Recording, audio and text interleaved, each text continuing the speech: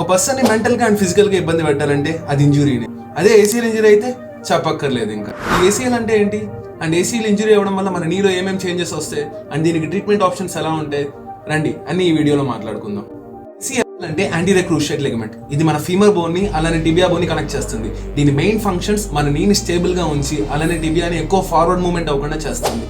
అలాగే running, jumping, twisting ఇలా ఎన్నో యాక్టివిటీస్ లో ఏసీఎల్ అనేది కీ రోల్ ప్లే చేస్తుంది. ఏసీఎల్ ఇంజురీస్ ఎక్కువగా స్పోర్ట్స్ అండ్ ఫిట్నెస్ యాక్టివిటీస్ లో జరుగుతూ ఉంటాయి. అలానే రోడ్ ట్రాఫిక్ యాక్సిడెంట్స్ అప్పుడు కూడా ఏసీఎల్ ఇంజురీస్ కామన్ గా చూస్తాం. సిమ్టమ్స్ వచ్చేసి పెయిన్, ఎస్పెషల్లీ వెయిట్ బేరింగ్ అప్పుడు, అలానే ఇన్స్టెబిలిటీ, మోకాల మీద బరువు వేసినప్పుడు మోకాలు ఊగిపోతున్నట్టు అనిపిస్తుంది, swelling, restricted range of motion, అలానే మజిల్ వీక్నెస్ కూడా ఉంటుంది. ఏసీఎల్ ఇంజురీలో 3 గ్రేడ్స్ ఉంటాయి. గ్రేడ్ 1 లో వచ్చేసి లిగమెంట్ జస్ట్ మైనర్ గా స్ట్రెచ్ అవుతుంది.